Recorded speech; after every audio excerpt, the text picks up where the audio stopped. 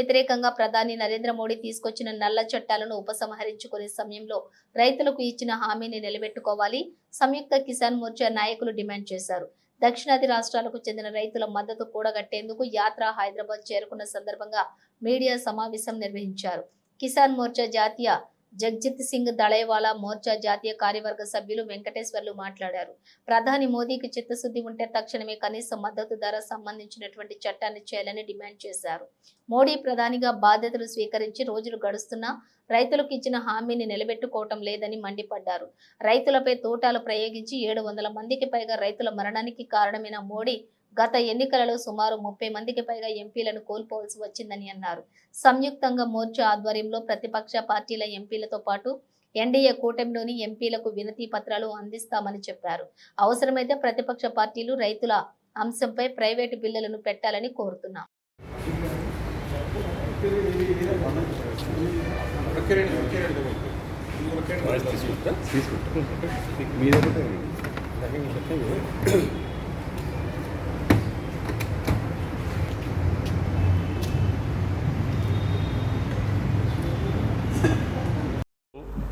వర్షాకాల పార్లమెంటు సమావేశాల కంటే ముందు ఇది పార్లమెంటులో చర్చకు రావాలని చెప్పి బీజేపీయేతర పార్లమెంటు సభ్యులందరినీ కూడా కలిసి మెమోరాండం ఇవ్వాలని, అదేవిధంగా పార్లమెంటులో ఉన్నటువంటి పార్టీల నాయకుల ఫ్లోర్ లీడర్లను కూడా కలిసి వాళ్ళని పార్లమెంటులో ఈ రైతుల డిమాండ్లని చర్చించి ఆ వేదికను ఉపయోగించుకోవాలని చెప్పి అన్ని ప్రతిపక్షాలను కూడా కోరటం కోసం చేస్తూ ఉన్నారు.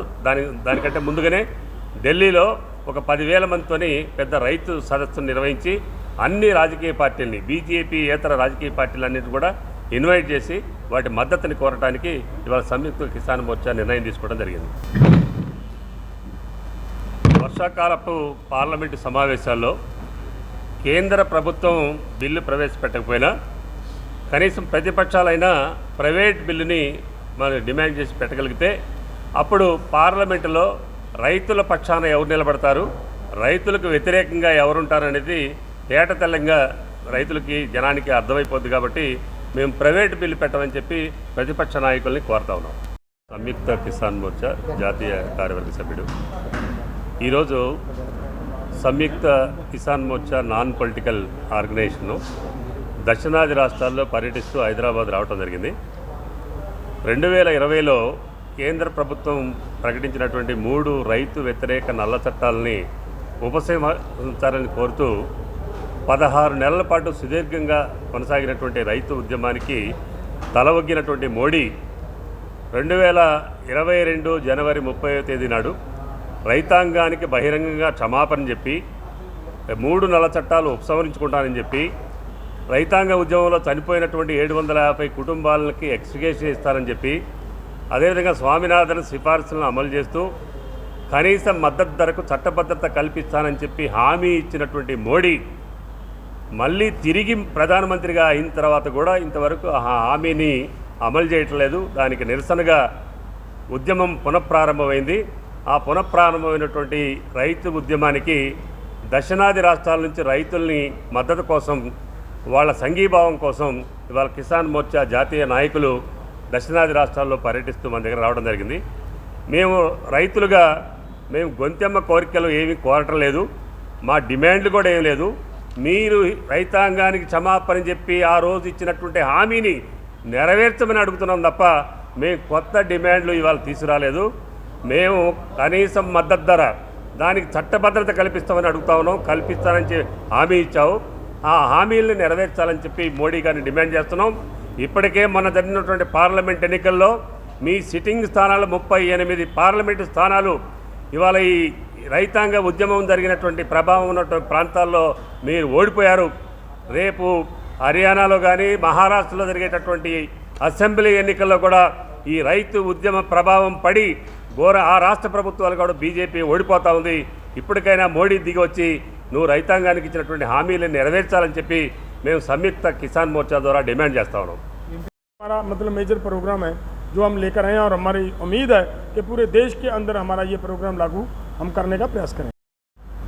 हमारी प्रेस कॉन्फ्रेंस का जो मेन एजेंडा था वो ये था कि पूरे देश को इस बात की जानकारी है कि 13 फरवरी 2024 से लेकर लगातार किसानों का आंदोलन, सरकार के किसानों के साथ की हुई कमिटमेंट्स को लागू करवाने के लिए वो चल रहा है।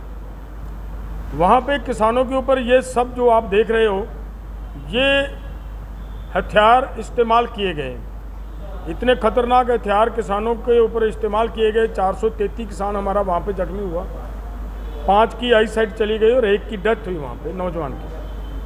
तो हम अपने आंदोलन को और आगे बढ़ाने के लिए, क्योंकि हमारे पास आंदोलन के सिवा और कोई रास्ता नहीं बचता, उसी रास्ते पे चलते हुए हम अपने आंदोलन को और आगे बढ़ाते हुए हमारा ये प्रयास है कि पूरे देश का किसान इस आंदोलन के साथ जुड़े, और उसी को लेकर एक डेपुटेशन हमारा खनौरी बॉर्डर से एसकेएम नॉन पॉलिटिकल की तरफ से यहाँ पे आया है, और हमारी अलग अलग राज्यों से हम सभी साथियों से मिले हैं।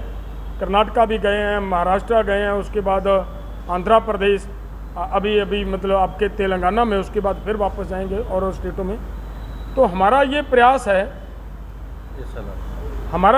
है कि पूरा देश इस आंदोलन के साथ जुड़े। हमारी डिमांड है, जो हम डिमांड नहीं है, मैं ये पहले क्लियर कर दूं, ये हमारे साथ की हुई कमिटमेंट्स है। अलग अलग समय पे सरकार ने हमारे साथ कमिटमेंट की है कि आपको एमएसपी की गारंटी का कानून देंगे, डॉक्टर स्वामीनाथन की रिपोर्ट के अनुसार C2+50 के हिसाब से फसलों का भाव देंगे, और देश के किसान की ऋण मुक्ति करेंगे, और भी बहुत सारी बातें उन्होंने हमारे साथ की हुई हैं। तो उन कमिटमेंट्स को लेकर हमारा प्रोटेस्ट आगे बढ़ रहा है। तो हमारा प्रयास है कि यहाँ इसको और मजबूती दी जाए। यहाँ आकर हमारे चंगल रेड्डी जी भाई साहब, इनके साथ हमारा ये बहुत पुराने किसान नेता हैं, पूरी लाइफ लगा दी है इसके ऊपर, पूरी रिसर्च किया, पूरी गहनता से बात रखते हैं।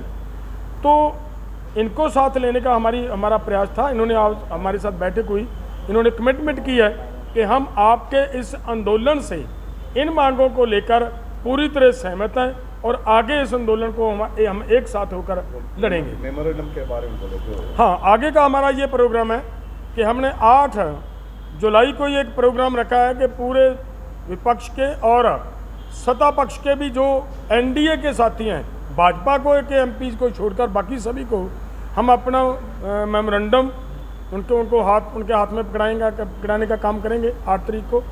और जो विपक्ष वाले उनको ये भी निवेदन करेंगे कि आप सत्ता में नहीं है, ये अलग बात है, लेकिन ये बात ज़रूर है कि आप एक मजबूत स्ट्रॉन्ग विपक्ष हो, और इसके कारण आपकी जिम्मेदारी बनती है कि जो बात आपने चुनाव मैनिफेस्टो में कही है, वो बात को लेकर आप प्राइवेट बिल लेकर आएँ पार्लियामेंट के अंदर, और डॉक्टर स्वामीनाथन की रिपोर्ट लागू करने के लिए, एमएसपी की गारंटी का कानून देने के लिए, किसानों की ऋण मुक्ति के लिए।